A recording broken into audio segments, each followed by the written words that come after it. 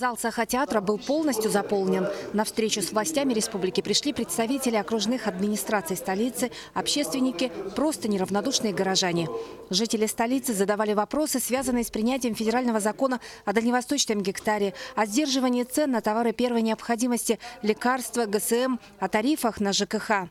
А для жителей пригородных, прибрежных сел самым важным является вопрос берегоукрепления. У нас это болевой вопрос. У нас постоянно обваливается берег. И никаких нет, как говорится, движений к улучшению нашего жилья. У нас ежегодно обваливается по 3-4 метра.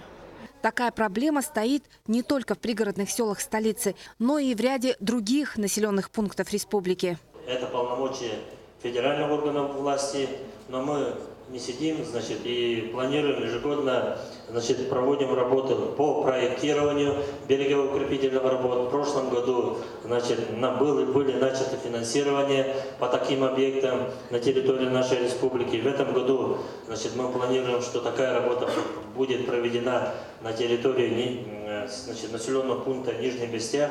И касаемо конкретного вопроса, в этом году мы не планируем проведение работ по укреплению берега в селе Пригородное, но тот указанный вами период, 3-5-летний период работы, мы эту работу, конечно же, проведем.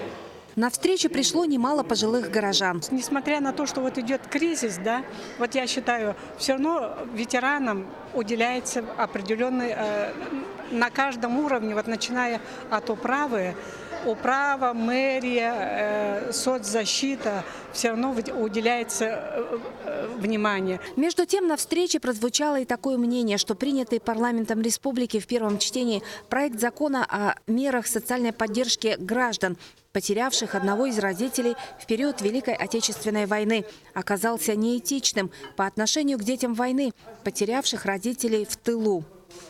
По словам вице-премьера правительства Алексея Дичковского, сейчас идет работа по расширению категории получателей социальных льгот в рамках закона о детях войны. В закон будут включены сироты, у которых в тылу погибли родители. Это будет фактически закон отдельным категориям детей войны, сказал он. А премьер Галина Данчикова отметила, что исходя из экономической ситуации, сегодня правительство не планирует вносить новые законы по дополнительным социальным обязательствам. Однако есть возможность рассматривать помощь одиноким, нуждающимся категориям граждан. Юлия Михайлова, Дмитрий Сергучев, НВК «Саха».